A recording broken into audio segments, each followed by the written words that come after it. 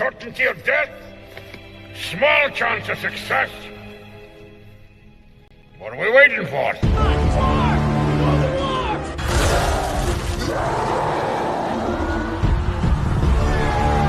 Fellas, I feel this is my lucky day. Brilliant.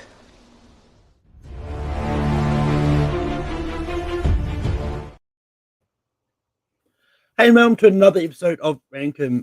In honor of Elio that's coming out this week, we're doing a Redux of top 12 Pixar movies.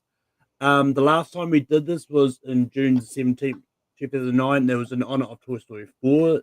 A lot more movies have been released since then, so it'll be interesting to see how this changes. But our panel we've got here today, we've got Brian. Brian, how's it going? Should be a good time. Thanks for having me first. First of all, welcome, and looking forward to seeing what we add to the this list that was on the previous list.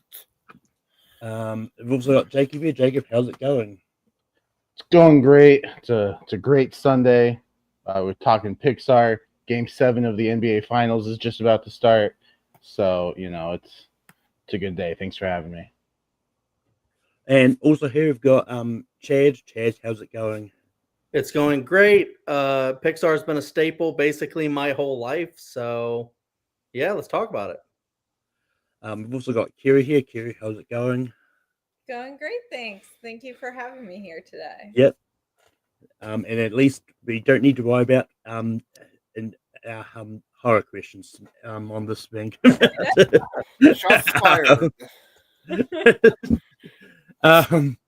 But with that, before we get started, I'm going to. I didn't rewatch the whole thing, so I don't know how things ended up where they ended up on the previous list. But I do have what the list was last time we did this. So last time at number 12 was WALL-E. At number 11 was A Bug's Life. At 10 was Incredibles 2. At number 9, surprisingly, was Toy Story 3. Wow. At 8 was Coco. At 7 was Ratatouille. At 6 was Inside Out. At 5 was Toy Story. At 4 was Monsters Inc. At 3 was Finding Nemo. At number 1 was Toy Story 2. At number 2 was Toy Story 2. Number 1 was The Incredibles. Wow. Yeah. Okay. But that how ranking works is each go around in the panel and nominate a movie you think belongs on the list. And everyone else say yes or no to it. And just for a little further addition, last time we did this, we were using Google Hangouts. So now on stream. Wow. So now literally. But Brian, we're going to you first. What is the first movie you're going to bring up? Yeah, I'll bring up one that made the previous list. Personally, my favorite Toy Story film, I'll go with Toy Story 2 on this one. The fact that it was supposed to be a direct-to-video sequel, but then the animators saw that it was something loved me seen and decided to put it back put it in theaters. It's one that I watched a lot growing up, and personally, my favorite. Yet the Adventure of Buzz Skywalker in there, so Toy Story 2 is my nomination. Jacob, what do you say about Toy Story 2? Yeah, I really dig Toy Story 2. For a while, I was going back and forth on this and the original as to which one was my favorite. But yeah, it's a really solid sequel. Just getting to know the original characters more, and the introduction of characters like Jessie, and I just that scene that Brian mentioned, it's really emotional. Pixar knows how to hit you emotionally. They do it really well. And that one is a great example. So, great voice cast, great story. It's really good. So, yes. Chad, what do you say about Toy Story 2? Yeah, I mean, to be honest, you could put any Toy Story up here and I'll say yes to it. I love all 4 of them. I think the trilogy is a perfect trilogy, and the 4th one was really cool afterwards. But 2 is perfect. I love all the introduction of all the characters. I love the story of Woody, getting lost and then, trying to find himself to figure out where he belongs. And, like you guys said, it's very emotional, action packed. I love the plane sequence at the end, and the luggage stuff, and all of that I think is really, really incredible, and really funny. All of the stuff in the Toy Story is great. So yeah, this is just one of those great movies. So I'll say yes for sure. And Kerry, what do you say about Toy Story 2? Yeah, this is in my own personal top 12. I actually did not used to like the Toy Story movies when I was a kid, but now, like as an old, like an adult, I love them. I appreciate them so much more. And I love all four of them. I don't think I'd say no to any of them on this list. And yeah, two is just it's an incredible sequel. Like Jessie is such a great character. I'm so glad we have her for the rest of the movies too. Yeah. Yeah, I mean, there's not a lot of Pixar movies I don't like. And but so it's one of those ones like I'm probably going to be easy if you say yes to the Toy Story franchise as a whole. I think is great. Like I did a bit of a rewatch. I rewatched this one recently because I'm decided to start I'd be rewatching Pixar this week specifically for this. I got approximately halfway the movies, but yeah, Toy Story 2 is great, and I was reminded by how much I liked it. So it was going to be a yes to me, so it's going to make the list anyway. Jacob, we're going to go to you. What is the first movie you're going to bring up? Yeah, it was previously number one, and I personally agree with that. The Incredibles. I love this movie. I think it's not only a great animated movie, I think it's a great superhero movie. It's a great family movie. I think it's well written. I love the voice cast. Yeah, like you understand the villain and where he's coming from. I think it's a very smartly written villain. Yeah, I think Samuel L. Jackson's Frozen. I think is one of the best side characters ever. I think he adds that just a nice comedic relief to the movie. Yeah, just family of supers and trying to live a normal life, but obviously they're not normal. Edna Mode I think is a fantastic side character voiced by Brad Bird. Like, come on, that's great. It took me a while to realize that Brad Bird was the voice because I wasn't expecting a guy named Brad to be the voice of Edna Mode, but that's fantastic. Jack's adorable. Let's be honest. I think this movie is nearly perfect. So, The Incredibles. Chad, what do you say about The Incredibles? Yeah, I do like The Incredibles. I'm not as high on it as a lot of other people are. I do think it's a really great like superhero movie, but I don't watch it as like a very like emotional Pixar movie. Like I don't think it really hits the same heights as other movies do for me. Even though I know it's like incredibly beloved by a lot of other people, I just have never been as high on it. It's more of like an A tier for me than an S tier, but I still do have it in my top 12. So I'll give it a yes for sure though. Kiri, what do you say about The Incredibles? Yeah, I'm kind of similar to Chad. Like this came out after we were that age where you're like too cool to watch kids movies, but like now I watch kids movies all the time and I really enjoy them. But it's kind of that age where you're like just aging out of movies like this for a little bit. But I remember like watching this while I was babysitting, and now I've seen it again as an adult, and it is such an incredible movie. It's so funny. And I know it was really popular at the time, but I think it holds up a lot. So I'm gonna say yes to this. Yeah. No, it's one of those ones. Like the thing I like about Pixar is a lot of these stories, like, are ones that do appeal to adults as well. Like, especially The Incredibles. There's no things like, just like seeing some like parents, sort of who pretty much retired from what they used to do, try to adjust to being like family people and all that. and I think it was a really good sort of family story, and it's the best Fantastic Four movie we've ever gotten. That's not a Fantastic Four movie So far. Brian, what do you say about The Incredibles? Yeah, The Incredibles is incredible, pun intended. It's a great score, and when Carrie mentioned about babysitting, I'm surprised they haven't called her Carly the babysitter from the Incredibles. I agree with Jacob. Great villain, with a great backstory and syndrome. Voiced by Jason Lee, who did a great job in it. I'm curious about how Peter Sohn will direct the third one, but I still love The Incredibles, so it's a yes. But the fact that Incredibles is going to make the list, and we go over to Chad. Chad, what was the first one you were going to bring up? Okay, so we got a Toy Story, we got Incredibles, definitely two staples. I'm going to throw in another staple. It's one that's very personal to me, and it would be another Toy Story, but I don't want to start doing that just yet. I'm sure they'll keep coming later on. I'm going to do Finding Nemo because I think let's be real here. Like a lot of these Pixar movies are going to be like fighting for number one because so many of them are just kind of perfect. And I think Finding Nemo is one of those movies because it's an adventure. It packs an emotional punch. It's one of those things where, especially if you could watch it both as a son, and I haven't watched it with my son yet, but that's going to be a very special day when I do.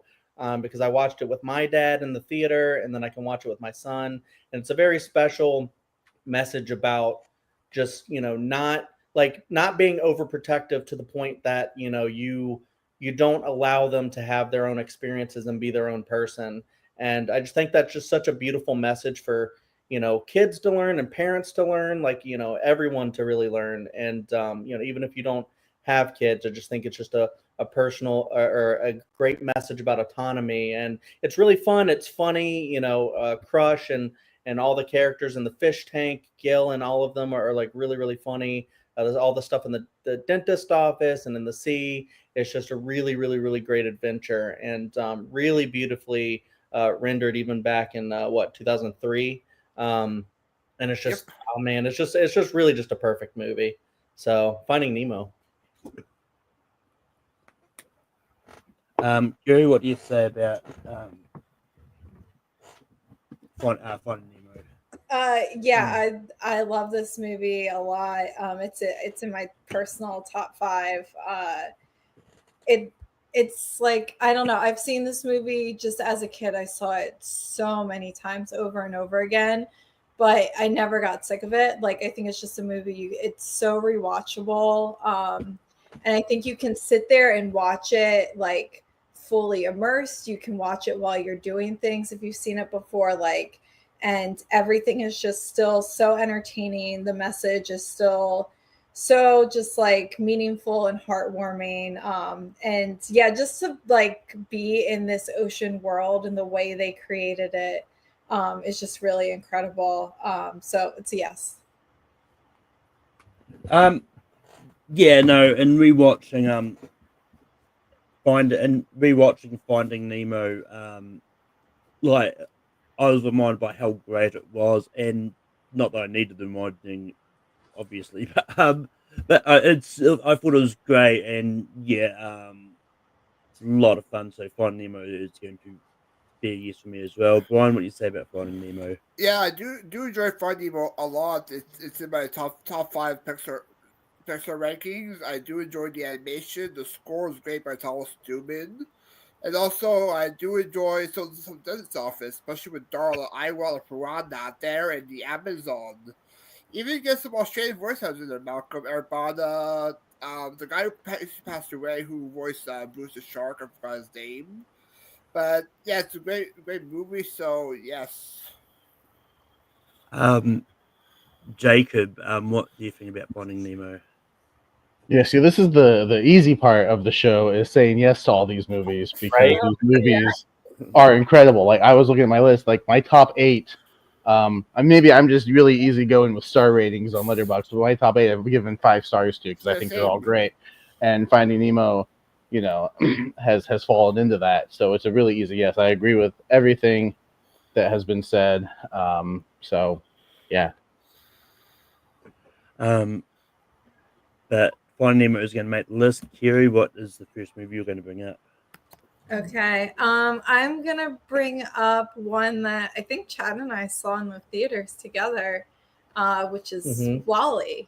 I just love this movie. I think it's, I don't know, this little robot Wall-E and Eve, they're just so adorable, and they form this connection. And I don't know, like the people on the plane in space, I think are also just hilarious.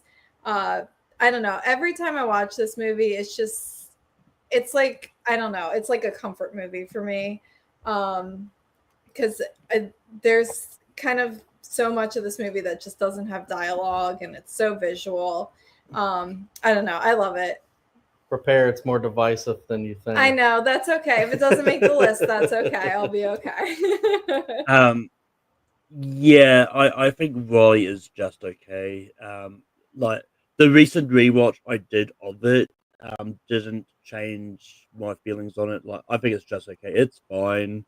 It's going to be a no for me. Brian, what do you say about Wall-E? Overrated. Yeah, Wall-E's one of my least favorite Pixar movies. I'm not a big fan of it as well.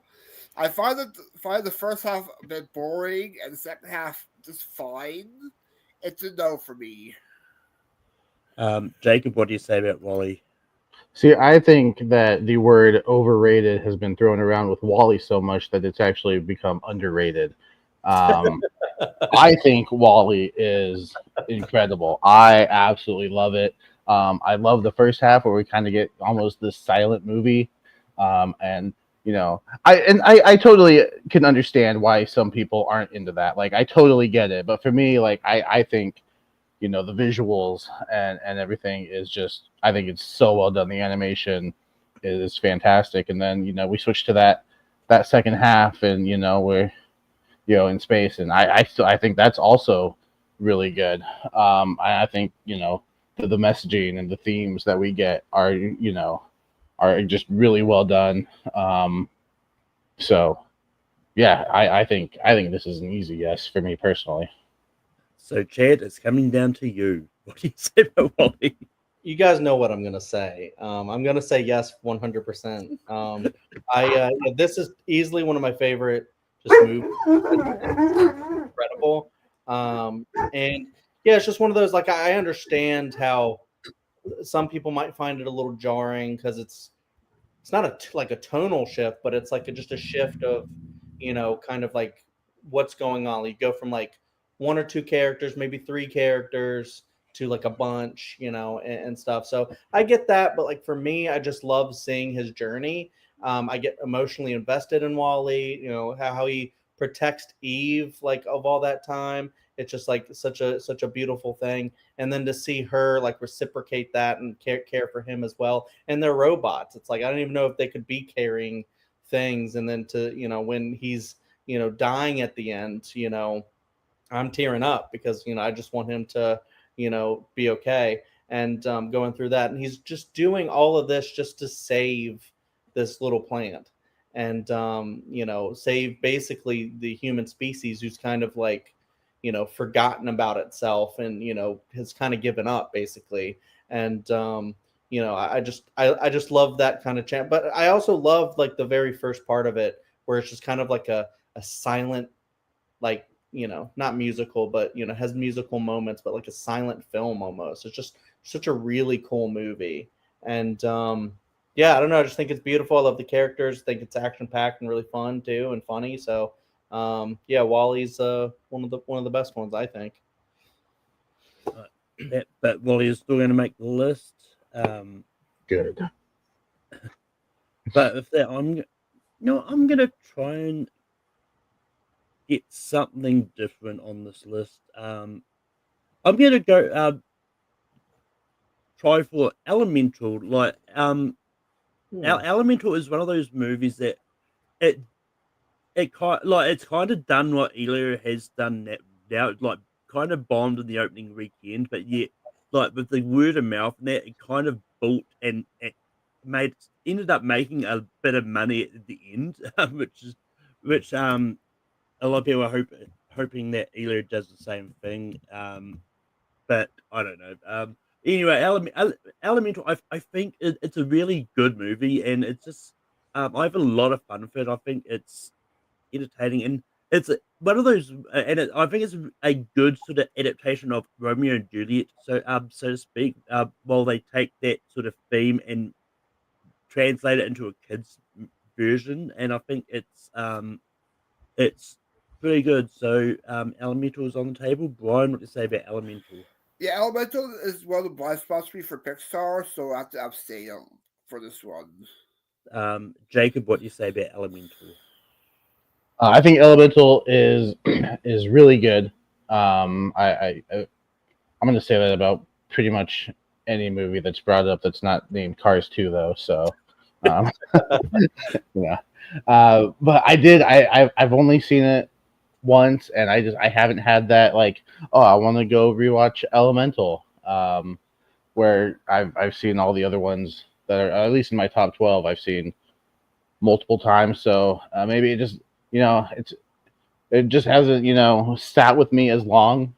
So it's going to be a no for right now. But if we do this list in a couple of years, who knows? Because I did really enjoy it. Chad, what do you say about Elemental? Yeah, this one's tough because I saw it. I didn't know if I would like it, and then it actually kind of surprised me. But the other thing too is that I feel like it's maybe even more relevant now since it touches on the immigrant experience and stuff like that, and yeah, nowadays that's kind of important messaging, I feel like. But I don't know, just like Jacob, I've only seen it once, and I haven't seen it since it like came out to streaming, and then it just, in my heart of hearts, I just really can't give it a yes as of now because there's just so many other movies that I love more. So yeah. And Kiri, what do you say about Elemental? Yeah, I remember it being really good, but I think, like Jacob said, I've only seen it the one time. I haven't revisited it, and like I remember feeling like it was really good when I watched it, but I just can't. And I acknowledge that most of what's in my personal top 12, not all of it, but most of what's in my personal top 12 are kind of like more classic Pixar movies. That we've had a little bit of time to sit with, but yeah, it's tough. I'm gonna say no as well, but it was really good. But Elemental's not gonna make the list. Ryan, we go back to you for your next nomination. Yeah, I'm going to go with one down the line for the very first best anime feature award. I'll go with Monsters Inc. for my next nomination. Monsters Inc. is a story about what happens and the closet for monsters have their own world. You get some good supporting characters. Boo and Civilization is great. I do love Roz as Roz there. You get Randall voiced by Steve Buscemi. Good John Ratzenberger performance with the story by Welcome to Himalaya, Stockholm.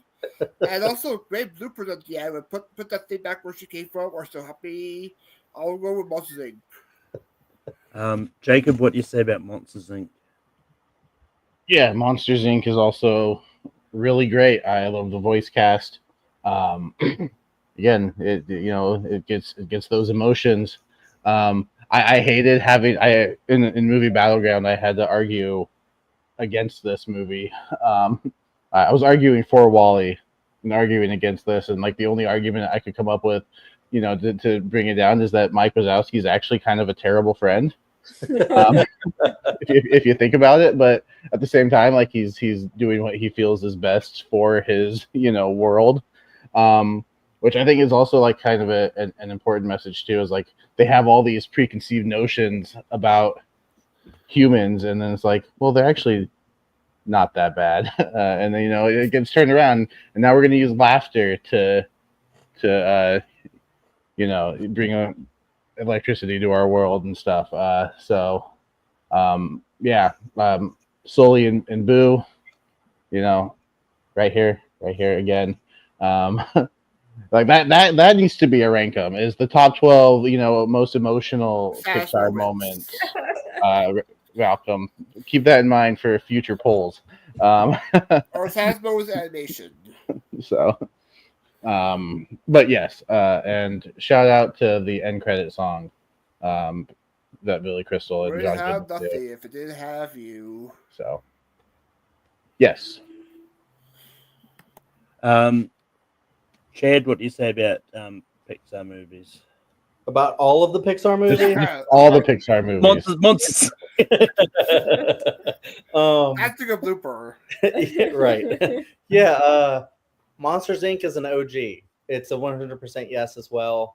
Yeah, it is really emotional, but it's also very funny. It's so creative. I love the world. I love the, just the idea of them going to work every day with doors to go in and scare, and and then they're just trying to terrorize these children, and that's their job. And then they find out that the best way to do it is to make children happy.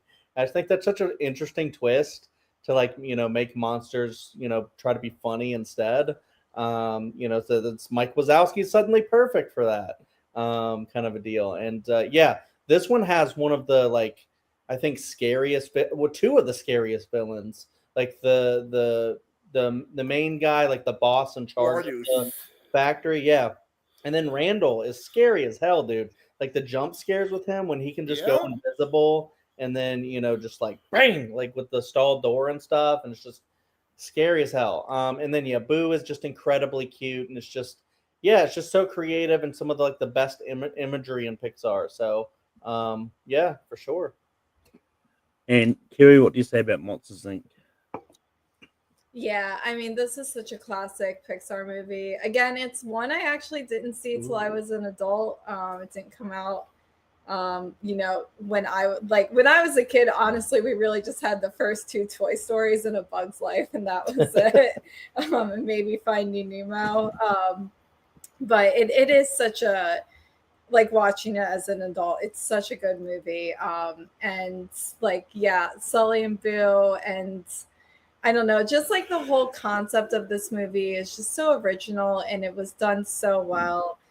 Just seeing all the different monsters and how they, switch from scaring to laughter, and it just ends on such a beautiful note. So I'm gonna say yes. When I was a kid, it literally just was Toy Story. And that's showing my age. I mean, even Toy Story is pushing it for the age that people normally are when they're a kid. Yeah. But that Monster Inc. is great. And yeah, I think the recent rewatch kind of moved it up slightly for me because I do think it's a fantastic movie. And it's going to be yes for me as well. So Monster Inc. is going to make the list. Jacob, we go to you next. Yeah, and I think I'll just four of my top 5 are on the list already. So why not get that 5th one in there? It's the OG Toy Story, the one that started it all. Who knows what Pixar would look like if this didn't do as well as it did? We probably wouldn't even be having this conversation right now. So yeah, great voice cast. I hate using the term villain for Sid because really he's just a kid. He's not a villain. He's a jerk at times, but he's just misunderstood, you guys. He's not a villain. And then yeah, just a fun adventure. The friendship between Woody and Buzz, starts out Woody doesn't want to be left. He's Andy's toy, it's written on his on his boot. And then Buzz comes in and I just love it. I remember seeing it in theaters as a 5-year-old. It was the first movie that I remember my parents taking me to. It was either this or the Mighty Morphin Power Rangers movie. I don't remember which one came out first that year. I think it was Power Rangers and then Toy Story, but regardless, it was one of the first movies I remember seeing in theaters, and I've grown up with it. I still put it on every once in a while because it's just so good. It's like a comfort movie now, and it just so nostalgic and brings you back to childhood when things were simpler. Um, so Chad and Carrie, tell your son not to grow up. Tell him just to stay a kid. Oh my God, we don't Things want are to. so much better then. I've Man, worked in you're so childcare for wrong. 15. I've worked in childcare for 15 years, and I was taking tickets for a comedy show on Friday, and the parent of one of the kids I had in my class was there, and he was like, "Yeah, he's 18 now. He's 6'6". Just graduated." I'm like, "Stop it! All right, stop. Growing up sucks. I understand why we have to do it though, and this movie is just a reminder of what childhood can be like." So. Chad, what do you say about Toy Story? Yeah, I adore this movie. I love it to death. I saw it, as a kid. I don't know if I saw it right when I was 5 when it came out, but shortly after. I don't think I saw it in the theater, so it's probably too young. I don't think my parents really taken me. I don't know, but I did see it on ice. So there you go. My mom That's definitely so took, nice. took me to see to Toy Story on Ice specifically. It was like the whole movie I think that they acted out, and that firecracker part scared me. But and I was probably 5 or 6. Yeah.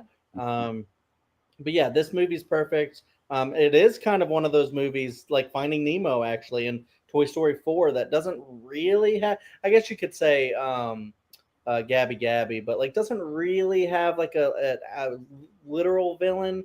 Feels like it just more has Also, like antagonists, where but it's just more so just the idea of like existential crisis and like who am I kind of a theme, and what happens when someone else comes in and is also loved by the person that loves me. Does that mean that I'm loved less? And all of these like really adult themes that are brought in, also with brilliant animation that has since been dated. Of course, it's 1995 animation. It's just gonna happen by time. Although it's still charming as hell when you watch it, even if the animation does look a little rough over time. It's still just a freaking darn classic. And that end sequence when they're trying to like catch up um, to the moving truck and all that stuff is just super incredible. And yeah, it really was the OG, the first one, and just really started this whole game and just like showed what computer animation could be. So this has to be on the list. Kerry, what do you say about Toy Story? Yeah, I completely agree. I mean, this is the one that started it all, and it's such a classic. And what a way to start this franchise. I mean, I'm not franchise. This studio, and the wonderful movies that they've given us. Yeah, I mean, this one it's just incredible. It's still funny. Like watching it as an adult, it's still there's so many parts of this that are still hilarious and still like tear jerking moments, even though you've watched it like 1,000 times. And the characters are just so phenomenal. So yes, for me. After we ranked The Incredibles, everything has been incredible. So. Yeah, no, like it's hard to believe Toy Story is 30 years old this year. yep. And I was 10 when it came out. Nice. I don't care Um, the age difference.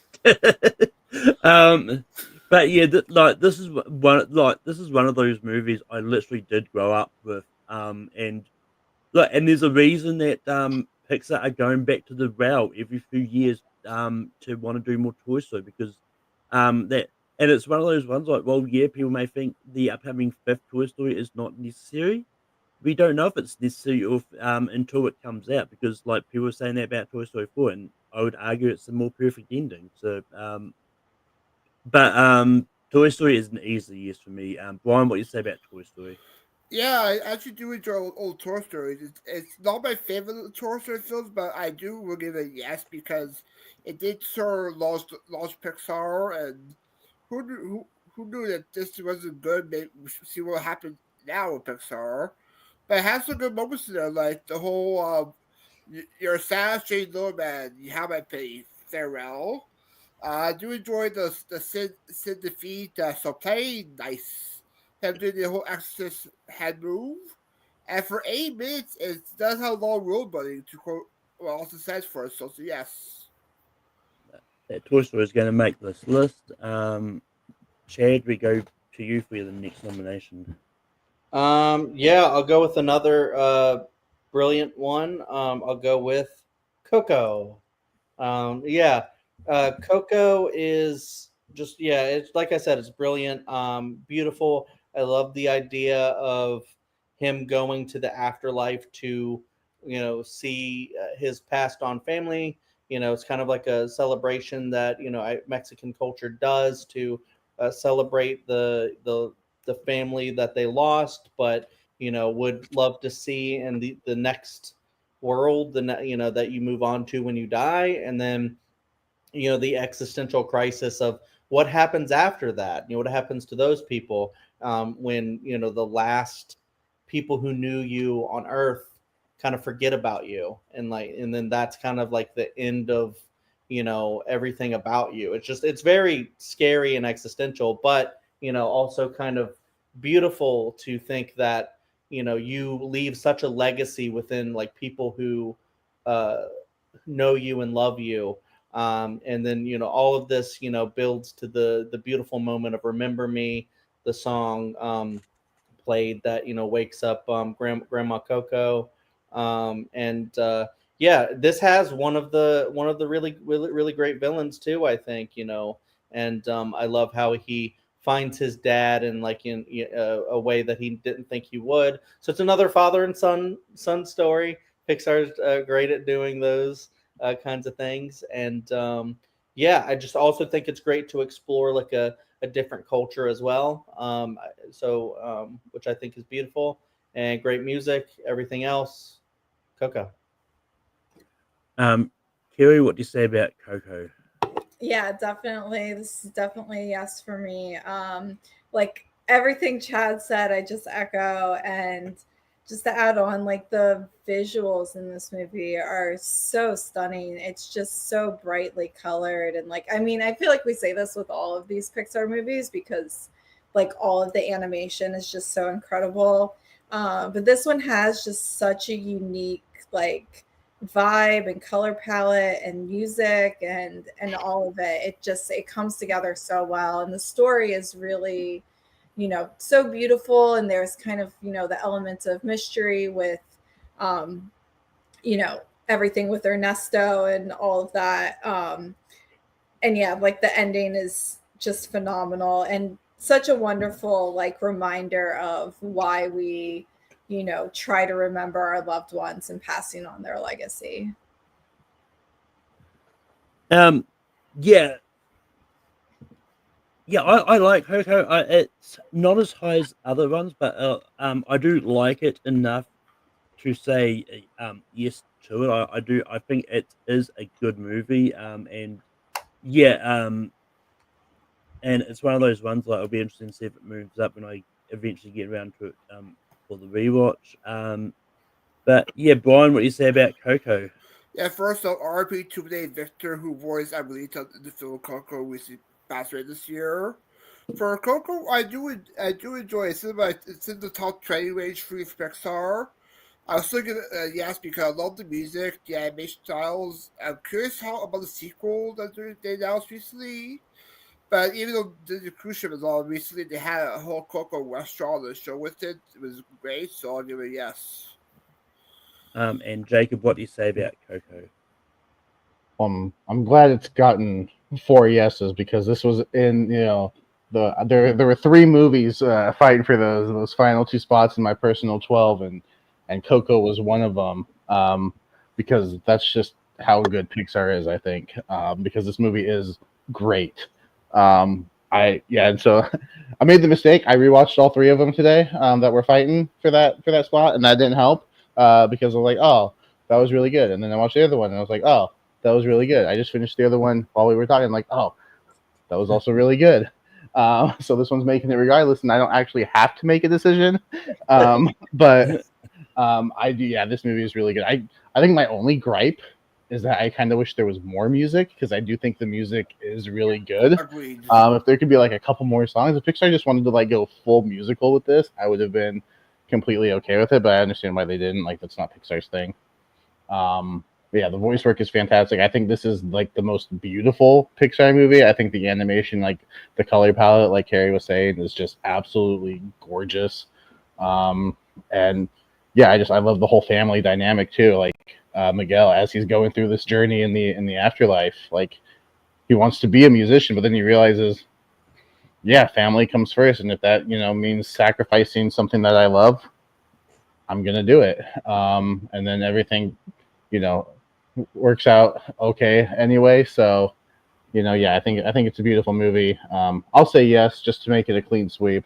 But yeah, that's why this list is tough. Ranking is gonna be hard. That's gonna be the hard part. Oh I agree with Jacob. But Kerry, we're going to go back to you. What is the next movie you're going to bring up? All right, well, let's round out the trilogy and I'll bring up Toy Story 3. Nice. And if it doesn't make it because we already have 2 on here, I totally understand. But I would say this is like kind of my personal favorite is Toy Story 3. I love a good tearjerker movie, and I feel like this has like 2 massive tearjerker moments in this movie, like the incinerator scene and then the ending of the movie, where So long, partner. yeah. Yep. Oh my God. Devastating just even thinking about it. But for Pixar to come back after so many years and I think make a movie that speaks to all of us that kind of grew up with Toy Story and about, just a film about growing up and kind of moving on into our next chapter. And kind of what the people, who raised us, go through during that next chapter. It's such a fantastic movie. So yeah. Yeah, I mean, I never have a rule of limiting franchises. And yeah, as evident from the last list, because all 3 got at least 3 Toy Stories in that one too, and this was the last movie I rewatched, and this actually shot up my list a bit.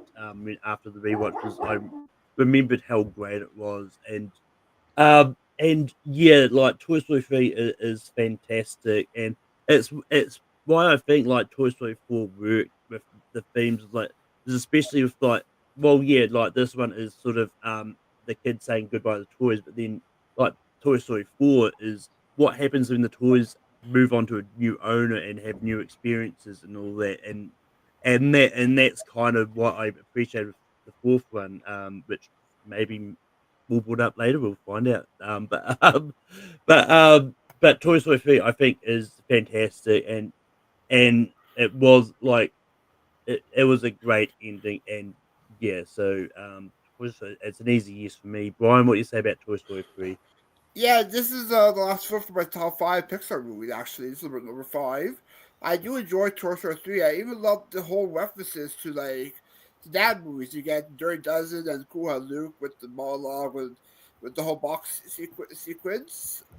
Great escape style elements in it. Even the opening sequence where they pay tribute to the first movie where they barred and pay tribute to Andy's toys from Playtime. And yeah, it's really Malcolm because Toy Story 3 was the ending Andy story, Toy Story 4 or with Woody's ending. So I'm curious about Toy Story 5. I'll give it a yes. Jacob, what do you say about Toy Story 3? It kind of sucks. It's kind of terrible. No. I think eventually, yeah, this is going to be one of those episodes where we just don't talk bad about any movies that apparently aren't named Wall-E. Yeah. Because no, this one's really great. I think it's a great ending, to Andy's story, and we kind of moved on to Bonnie and her time with the toys, and yeah, I think it's got stuff for kids and adults alike, like kids who are adults who probably saw Toy Story 1 and 2 as a kid, if they were, old enough, they're taking their kids to see like, hey, these are the toys and characters that I grew up with, and now that's something that we can bond over. And yeah, that incinerator scene is it's emotional, but yeah, Andy saying goodbye to his toys is just as emotional. So yeah, and this is one of those trilogies up to this point where, if you asked me what my favorite Toy Story movie was, I'd probably tell you the one that I watched last, because they're all just that good. But yeah, Toy Story 3 deserves to be on the list as well. And Chad, what do you say about Toy Story 3? Yeah, it's a perfect trilogy. It's one of the just best trilogies ever made. Argument could be made that it's but there's so many other ones out there that I don't know, it's tough. But yeah, this one, I mean, I grew up with Toy Story. Andy's entering college. These were my college years when this came out as well. And so, it just all hits on a very special place for me. And yeah, like you guys are saying, like it's got everything, comedy. It's got like one of the best like opening scenes of all time, paying tribute, like Brian was saying, and then also just prison break. It's really funny, adding new characters that are really fun. And then yeah, if you do rank them for most emotional moments in Pixar movies, So Long Partner is probably number one. It's like really really up there. Like I'm just bawling in tears during that moment, because it's hard to like say goodbye, and that just saying goodbye is just like, so especially something that means so much to someone. Like that was all Woody's identity, was Andy, and to realize that he had to say goodbye was just such an emotional thing. And like to see the look on Andy's face when Woody made that decision, like to let him go, it was a very reciprocal kind of emotional moment. And it's just, yeah, the incinerator part is really really existential and scary, and just, yeah, it's just a really really beautiful movie. It's really got everything. Even the Spanish buzz is really great. So And Barbie Ken. Toy Story thing. Yeah, Ken trying on all the outfits. All right, it's great. Yes. Nice ascot. Yeah. And yeah, and let's be honest, if we went through this list and Toy Story 3 didn't make the list, people will get a lot of complaints, and the things like, the first two Toy Stories on, but not the one that most people considered the best. Be roasted. I mean, we get roasted with the list many times for other reasons anyway. But Okay. anyway, but it's back to me. We're in danger of this list being exactly the same as last. So I'm going to try go slightly different. But I'm going to go for Inside Out 2. Look, as a big fan of the first, and as as a big fan of the first Inside Out, I thought Inside Out 2 was a perfect continuation of the series. And yeah, and it was just incredible, especially with the addition of emotions like anxiety, envy, and all that. And it was just one of those ones. I think it really worked to continue the lore of Inside Out. And I think Inside Out 2 is just as good and just as emotional as well. So yeah, Brian, what do you say about Inside Out 2? Yeah, Inside Out 2 was sort of like a good surprise, though. People didn't think it will do this well. Like a lot of people went to see it. It's great. It's a great sequel. I love the new characters. I love the new voice cast. Maya Hawke, Ayo Debris, and Paul Hauser, surprisingly, as embarrassment. I love the whole, I guess, some more stuff with Wiley, like as a teenager, experienced puberty, and yeah, I did enjoy a lot. Yes. Jacob, what do you say about Inside Out 2? I think Paul Walter Hauser just makes it a mission to be the best part of anything that I he's agree. a part of because he does. I definitely think he's the standout here for me personally. That's professional wrestler Paul Walter Hauser, by the way. He's killing it.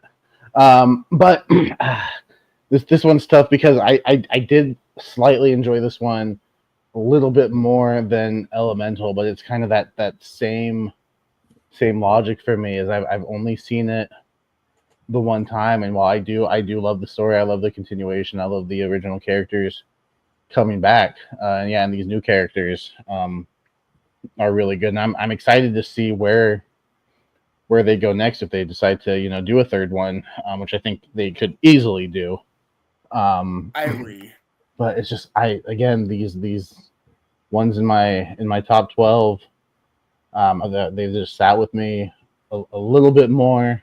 But this is one, like, if it does make the list, if Chad or Carrie also say yes to it, like, I'm not gonna be upset because I do think it's really good. Like right now, it's just outside. It's at 15, but I could easily see it moving up on rewatches. So it's a slight no, but if it makes it, I'm totally cool. Chad, what do you say about Inside Out 2? Well, first off, shout out to one of my best friends, Dylan Randazzo, who got my son Elliot a Wally, Nice. which talks. I just wanted to share that. But yeah, Inside Out 2, actually very interesting. I know it's more recent, but I think this one is actually pretty great. I'll say yes to Inside Out 2. I think it might not hit the same like notes emotionally as like the first one, but honestly, like, growing up with oh my god, what is her name? Wiley? Riley.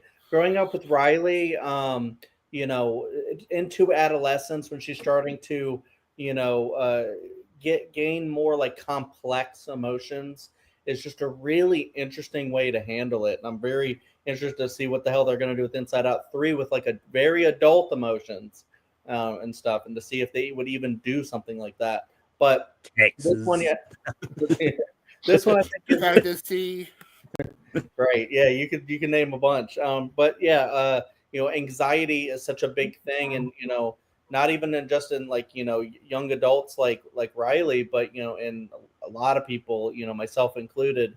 So to see something like that in a movie, and to see how like it's kind of like the same thing where you see like sadness is, you can see the positive in it, and you kind of need both a range of emotions. And anxiety, you could see that opposite is kind of like excitement and exhilaration and stuff like that. But it's also a very protective thing, and it's something that kids might need, but a little too much of it can get really out of control really quickly. Yeah, I mean, the animation's still great, a lot of great returning characters. My only big gripe about Inside Out 2 actually is the behind the scenes stuff where they wouldn't pay the actors enough to return, and But just no hater. which I think is really annoying. But despite that, I think they still did a really, really great job with it. Also, maybe they could have not had the note where they said, let's, tone down Riley being LGBT, which I think was a really, really weird thing that they did, because apparently that's like a big note in the movie. Yeah, honestly, I think this one, besides those couple things, I think is a really, when you're in like the kind of back end of Pixar and you're just looking at like more recent ones that just haven't been like fire after fire, like hell yeah, this is a standout, I think, of recent Pixar. So yeah. Yeah, I mean, I think it's one of those ones, because I think people were surprised it did that well, because like the Pixar movies before that didn't do that well, forgetting that a lot of those movies were hampered by COVID reasons. No one was going to the theaters anyway, but I think it's also one of those ones like I think they were underestimating this one because like they didn't think it would do well, but like it's a sequel to a beloved movie that was going to do well. But Kerry, what do you say about Inside Out 2? Yeah, I mean, this is in my personal top 12. I think it was really, really well done. I kind of went in expecting, like, I don't know, with low expectations for some reason, even though like the first one was fantastic. But I do think it was just a perfect sequel to the first movie, and I just does a really good job of showing what kids go through when they go through puberty and this really rough stage in life. But it can also just be a really wonderful stage as well, as the movie I think shows, like learning about yourself and who you are, and you know who your friends are and how to treat them and everything. But Inside Out 2 is going to make the list. Yes, of course. And Brian, what's the next movie you're going to bring up? Yeah, I'll go bring up. I'll try for Ratatouille on this one for my next nomination. A simple story with the rat who wants to cook, and Pixar does a good job with animating well. The chemistry with him and his father is good, voiced by Brian Dennehy. He gets some good food animation style in it, and a great score as well. So I'll try for Ratatouille. So this is the one with raccoons, right? Jacob, what do you say about Ratatouille? This is one of those three movies that was fighting for those last two spots. And yeah, and I just rewatched it. And yeah, it's really good. But man, I think I want to fight for the other one though. So I'm gonna give it a slight no. But again, it's no slight on the movie. That's just how good Pixar is. Chad, what do you say about Ratatouille? Well, one of my friends knows Patton Oswalt, and I'm very jealous about that. But despite, because he's one of my favorite comedians, despite that, yeah, this one's actually complicated for me because I do think it's a really great movie, but I'm on the fence because it's not in my top 12. It's just outside, which, yeah, like Jacob was saying, it's crazy because I think it's a really good movie, but it's just a really good movie and like a studio that makes phenomenal movies. Yeah, I like anyone can cook. I like Remy as a character. I like the weird concept of him being on the head and controlling him through the hair, even though it's so strange and doesn't make any sense. God, I am so on the fence with this one. I'm gonna give it a slight no and see where it goes. Kerry, what do you say about Ratatouille? I have like a cutoff point in my list that extends beyond 12 because these movies are so good, and I'm like, if any of these winds up on, I'll be just really, I'll be happy. This is within that cutoff list, so I'm gonna say yes. Okay. It's towards the end of it.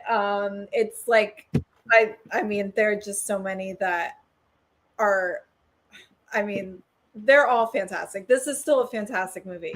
That's why I'm saying yes, because it is just so fantastic still. And that scene where he makes the ratatouille for the food critic Ego. Yeah. Like, oh man, and it The takes flashbacks. yes, man, what a beautiful scene. I think the whole movie is just like seeing the food being made. And I love like food cooking shows and stuff like that. So like seeing it in animation too is always, and done so beautifully, is phenomenal. I think it's still just such a funny movie, and at times it's so cute. So yeah, I'm gonna say yes. Yeah, Ratatouille's great. Like I once again, this is one that I got to rewatched for this, and yeah, it's such a enjoyable movie. It's a lot of fun, and the message that anyone can cook, I think, is a good one for kids to know. It's like I know a lot of kids that sort of have grown up sort of not wanting to cook and get takeaways so much. It's like I've always been one that I've always liked cooking and the joy of cooking that. And, it's just one that's always sort of spoken to me, and yeah, so Ratatouille is an easy yes for me. And So if that Ratatouille is going to make this list, Okay. Jacob, we go, Oof. go to you next. Yeah. Still think I'll try for this one, even though it's not, higher than other movies, just to make the list a little different than last time, and just because I'm curious to see where it goes. Soul, I absolutely loved. Like I said, it was the last one that I was rewatching. It was in the background, and I'm trying to pay attention as much as I can to hear, but it's like I'm invested in the story and just kind of you finding your spark and like what drives you. I think is such a good message. And yeah, I said it earlier. I think Coco is the most beautiful picture movie. I think this one might be second. I think the Great Beyond and the Great Before, like that part of it is just so beautiful. And then the bond between Joe and 22, voiced by Jamie Foxx and Tina Fey, I think is really good. And then, Jamie Foxx as a cat is just a lot of fun. I think the music is incredible. The score to this movie is it's so fantastic. It's a shame that this came out during COVID, because I would have loved to have seen this on the big screen, here. I think it got re-released, but like I just wasn't able to catch it, unfortunately. But yeah, just to be able to see the animation and hear the music and the sounds like on the way movies should be seen for the first time. Most movies anyway. But yeah, I think this one is really good. I see this one shooting up the more I rewatch it, because I think it's really good. I remember that first watch, like it was one of those, like it was dropping on Disney Plus, and I was like, as soon as I wake up, I know what I'm doing. I woke up, I watched it, and I was just blown away. So seen it a couple times since, and yeah, it gets better every single time for me. So we'll see where it goes. Chad, what do you say about Soul? So this one is really interesting. It's actually in my 12 when I just made a rudimentary ranking without like too much thought. But as I'm thinking about it, I'm just like trying to remember a lot of this movie.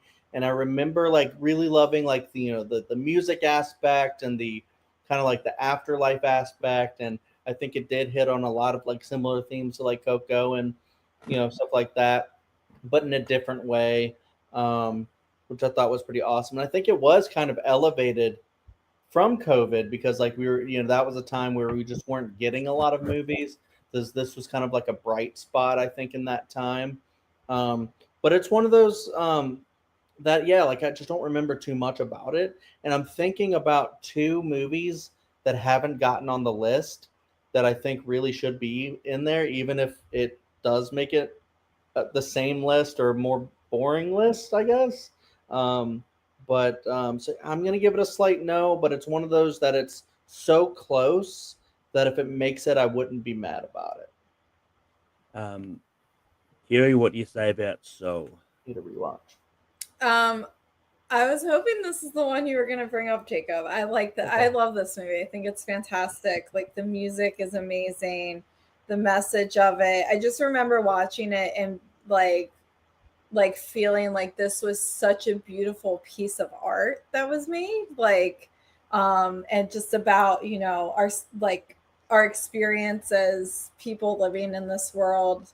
So yeah, it's definitely a yes for me. I think soul music is great. So like Motels. No, as well as ones like I remember when Soul was announced, like a lot of people were trying to make it sound problematic than what it is. Oh, they're making this white guy, this black guy, this white blob, and it's like, dude, stop trying to make it what it is. Like the movie is really good, and I think it tells a really good story about the afterlife and all that, and yeah, so I'm going to give this a slight yes. Brian, what do you say about Soul? Yeah, I've never had Soul Food before. Oh wait, we're talking about the movie Soul. Okay, I do enjoy Soul. It's actually my number 12. Actually, I did enjoy it. I love the sport voice cast. You have that Jun Script popping up in there, and I do enjoy the score by John Baptiste. It's good, so I'll give it a side yes. I forgot June Squibb was also in Soul. Yes, she was. um, but that Soul is going to make this list. But Chad, we go back to you. From my maths is correct, we've got one spot One left. spot left. God damn it, dude. This is always like the one where there's everything's no. And yeah, like I said, there's I think two that should make it. God dang it. There's only two movies left for Pixar, so This is freaking tough, guys. Okay. I'm gonna go with this one, and then we'll see where it falls. I'm gonna go with one that I actually ranked a little bit lower, but the more I think about it, I just think it's like really really good. I'm gonna go with Up, a Best Picture nominee. So it's pretty good, I think. I have criticisms of Up. I have always kind of thought that the villain was a little bit unnecessary. The journey is more of the thing, and then we get there. But also, I think that's part of the messaging, where it's like don't meet your heroes. Like it's kind of when you meet the guy, he's really disappointing, and it's more about the journey and the people along the way. But really, this movie, because when I think of Pixar, I think about like really emotional, um, uh, like just emotional like catharsis, and like Up hits you twice, really, really, really well. In the first 10 minutes, as everybody says, like the first 10 minutes is the best, and the rest of the movie's pretty good. I think it's really good after that, but that first 10 minutes is just like peak Pixar. It's just incredible. But then when you get to the end, and then it's what is the thank you for the journey, and go have another one or something like that. But like when you get to that moment, like that's another like ball worthy moment where I'm just crying so hard. And I just think like it's such a really creative movie as well, with the balloons picking up the house. It's just such a really cool inventive idea, to see Carl being this never got to live, really always planned, never got to really do anything. How many people live like that? And then they get old, and then they're like, well, shit, I never did the thing that I really wanted to do. And he gets to do it in the most unexpected way. And to see him go from this bottled up old man, who's frigid and kind of an asshole, to go to being, really nice and fun and adventurous, and, coming out of his shell, and, being, almost like a fatherly figure to Russell. And, who doesn't love Doug, the dog, who's incredible. Squirrel. So Squirrel. What's the name of the bird? Frank? Kevin. Kevin. That's Kevin's a girl? right. Right. So yeah, it's just there's a lot of iconic stuff in there. The voices of the dogs is hilarious. So yeah, there's just so much that you kind of forget about not Up, but then you rewatch it and you go, there's a lot I actually love about this movie. So Up.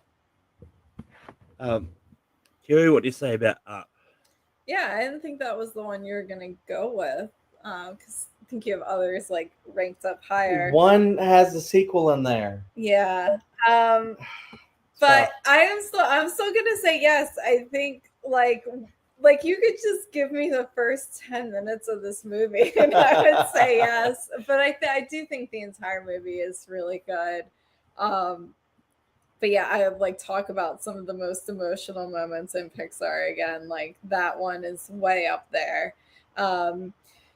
Yeah, I do like, for the reasons Chad said, I do think it's an incredible movie. Again, like the visuals, it's like the image of that house with the balloon, like the balloons making it float up. I mean, that's just become iconic Pixar at this point.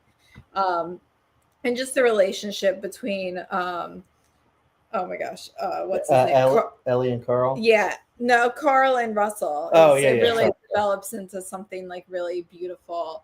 So yeah, I'm gonna say yes.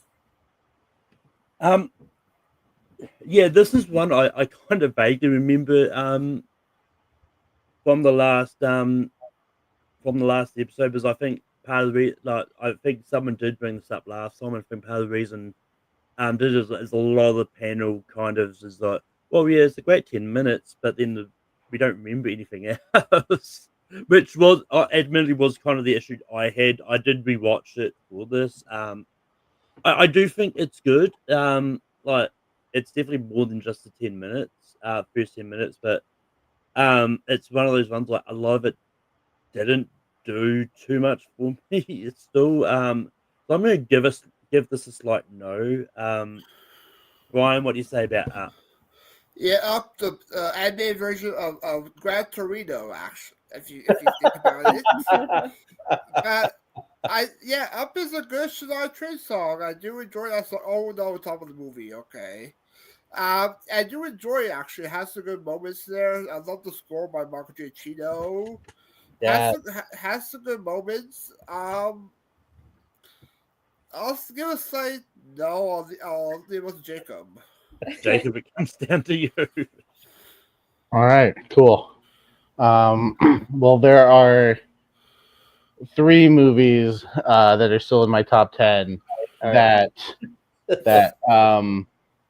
if any of the 3 were brought up, I would have said yes to, because they're in my top 10. Up just happens to be the highest of those 3.